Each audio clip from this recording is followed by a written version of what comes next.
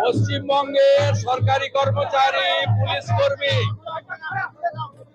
শিক্ষক, শিক্ষাকর্মী, পেনশনার তাদের ন্যায্য অধিকার আদায়ের লড়াইতে আজকে তারা জয়যুক্ত হয়েছে। রাজ্য সরকার এবং মুখ্যমন্ত্রীর সমস্ত অপপ্রয়াস, চক্রান্ত আজকে সুপ্রিম কোর্টে ধূলিসাৎ করে দিয়েছে সুপ্রিম কোর্টের রায়।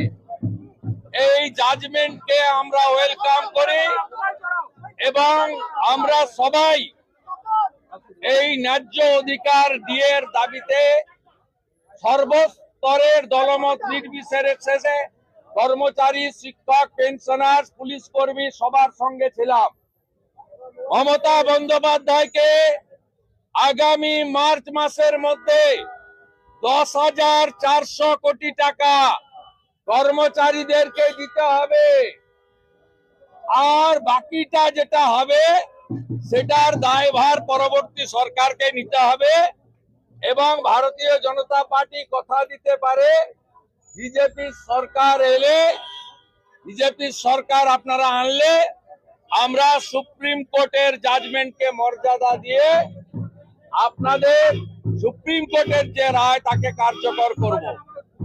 মমতা বন্দ্যোপাধ্যায় স্যাটের অর্ডার মানেননি, সিঙ্গেল বেঞ্চের অর্ডার মানেননি, ডিভিশন বেঞ্চের অর্ডার মানেননি, এমনকি 25% দেওয়ার যে অর্ডার দিয়েছিল সেই অর্ডারও মানেননি।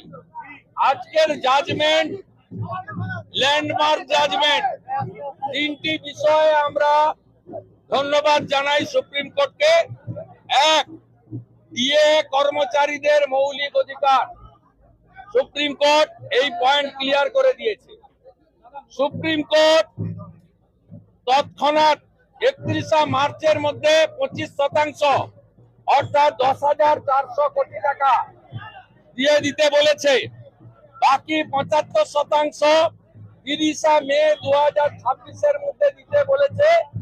নির্ধারণের ক্ষেত্রে অবসরপ্রাপ্ত বিচারপতি এবং ক্যাগের প্রতিনিধিদের নিয়ে কমিটি করে দিয়েছেন, যাতে রাজ্য সরকারের কোনো প্রতিনিধি নেই।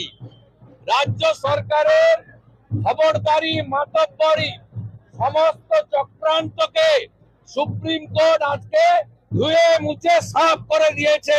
হেরেছে, হেরেছে, হেরেছে, হেরেছে, হেরেছে, হেরেছে। কর্মচারীরা জিতেছে, কর্মচারীরা জিতেছে, কর্মচারীরা জিতেছে। এই সংক্রান্ত কোনো প্রশ্ন আছে? কান মুলে আদায় করবে, কান মুলে,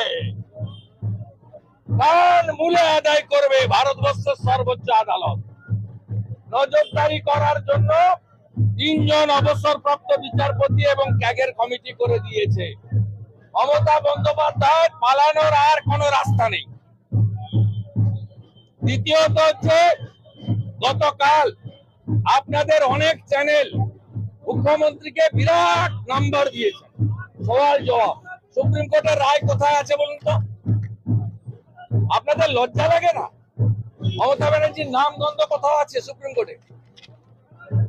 আপনাদের লজ্জা লাগে না যে কাল সারাদিন বলে গেলেন মমতা মমতা? সওয়াল করছে সুপ্রিম কোর্টের এই জাজমেন্ট গতকালের এসআইআর নিয়ে। মমতা ব্যানার্জি সেখানে ছিলেন, বলেছেন, একটা শব্দ সুপ্রিম কোর্ট রাখেনি। তাই আপনাদের মাধ্যমেই আমি বাংলার জনগণকে বলছি যে মমতা বন্দ্যোপাধ্যায়ের এসআইআর আটকানোর মিশন ফেল করেছে গতকাল। তৃতীয়ত, খানিক পরে বাজেট হবে, তার আগে রাজ্যপালের ভাষণ। আমি রাজ্যপাল সিবি আনন্দ বসুকে ধন্যবাদ জানাবো যে তিনি রাজ্য সরকারের যে খসড়া বক্তব্য বাতিল করেছেন। সেই বাতিলে কেন্দ্র এবং বিজেপি বিরোধী কথা ছিল, তিনি পড়তে অস্বীকার করেছিলেন, বয়কটের কথা বলেছিলেন। রাজ্য সরকার বাধ্য হয়ে গত পরশুদিন কেন্দ্রের বিরুদ্ধে কোনো মন্তব্য না রেখে নতুন করে বক্তব্য পাঠাতে বাধ্য হয়েছে। অর্থাৎ ঘোলা করে ঘোলা জলে আজকে এদেরকে ঘোলা জল খেতে হয়েছে। রাজ্যপাল মহোদয়কে হ্যাটসঅ্যাপ জানাই। From reliable source, governor rejected the draft speech sent by the state government. He refused to read this type of political speech. After that, state government bound to surrender in front of governor. They send a press speech যেখানে কেন্দ্রীয় সরকারের বিরুদ্ধে কোনো মন্তব্য নেই। সাথে সাথে আজকে যে ভোট অন অ্যাকাউন্ট, এটা বাজেট নয়, এই ভোট অন অ্যাকাউন্টের দায়বদ্ধতা বর্তমান সরকারের নেই। আগামী দিনে যে সরকার আসবে সেই সরকারেরই দায়বদ্ধতা থাকবে। তাই আজকে দয়া করে মিডিয়ার বন্ধুরা বাজেট বলে লিখবেন না, ভোট অন অ্যাকাউন্ট বলে লিখবেন। এটি 4 মাসের, এপ্রিল, মে, জুন, জুলাই। নতুন সরকার আসার পরে পূর্ণাঙ্গ বাজেট পেশ করবে এবং এই ভোট অন অ্যাকাউন্টে যেগুলো থাকবে কোনোটাই কার্যকর করা যাবে না। তার কারণ এপ্রিল মাসে মডেল কোড অফ কন্ডাক্ট চালু হবে, মার্চে চালু হবে, এপ্রিল মাসে এটা কার্যকর হওয়ার কথা। এই বাজেটে থাকছে সিভিক ভলেন্টিয়ার, ভিআরপি, আশাকর্মী, আইসিডিএস এর কর্মীদের সামান্য কিছু বৃদ্ধি, সামান্য, যেটা তাদের দাবি এবং সংসার চালানোর পক্ষে মানানসই নয়।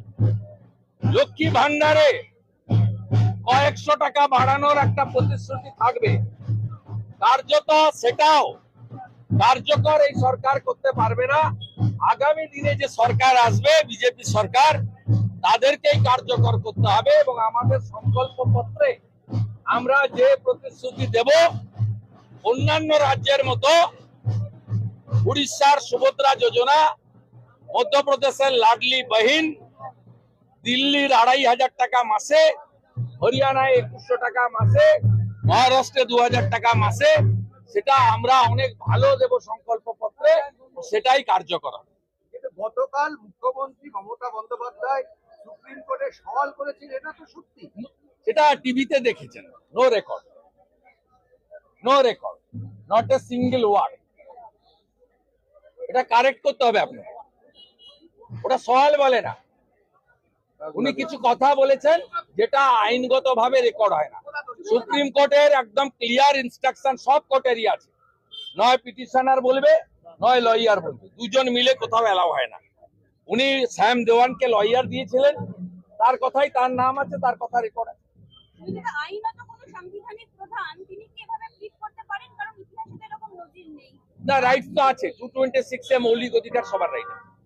যেহেতু উনি লয়ার দিয়েছিলেন তাই উনারটা অন রেকর্ড হয়নি, উনি যা করেছেন অফ দা রেকর্ড করেছেন। সেই কারণে আপনাদের বলছি, এটাকে সওয়াল জবাব বলে না, এটাকে কোনোভাবেই সওয়াল বলে না। কিছু কথা আমরা চা দোকানে বলতে পারি, ব্যক্তিগত আলোচনায় বলতে পারি, টেলিফোনে বলতে পারি, এটা সেই ধরনের। এই রেকর্ডে কোথাও একটা নাম, গন্ধ, শব্দ, বাক্য নেই। Thank you. না না, চেষ্টা করেছেন, ন্যারেটিভ আবার কি? আধার কার্ড আটকাতে গেছেন, বলেছেন আধার কার্ড আটকানোর ব্যাপার নেই, জাজমেন্ট পেন্ডিং। এসআইআর বন্ধ করতে বলেছেন, not accepted by the court. Micro observer withdraw করতে বলেছেন, কোর্ট বলেছেন আপনি কি অফিসার দিয়েছেন আগে দেখান। 294টা ইআরও, 225টা আপনি violation of the guideline from the ECI আপনি প্রমোটিদের দিয়েছেন, ডাইরেক্ট WBCS এ এবং আইএস দের দেননি। ভারতবর্ষের কোন রাজ্য হয়নি। আপনি তো কানা গলিতে ঢুকে পড়েছেন। আপনাকে তো এবার দেওয়া অফিসারদের তালিকা জমা দিতে হবে সুপ্রিম কোর্টে, তাতেই আপনি ধরা পড়বেন। গোটা ভারতবর্ষ চলছে একরকম, আপনি এখানে চালাচ্ছেন অন্যরকম। কমিশনকে যে তালিকা পাঠিয়েছিল সেটাও তো কমিশন রিজেক্ট করেছে। এটা অন্য, এটা অন্য। কমিশন শুনবে না, কমিশন 3 বার চিঠি দিয়েছে তালিকার জন্য, তালিকা দেননি। এটা মামার বাড়ি নয়। সংবিধানের 324 থেকে 26, 324 থেকে 329 ভারতের নির্বাচন কমিশনকে বাবা সাহেব আম্বেদকর 200% সুপ্রিম পাওয়ার দিয়ে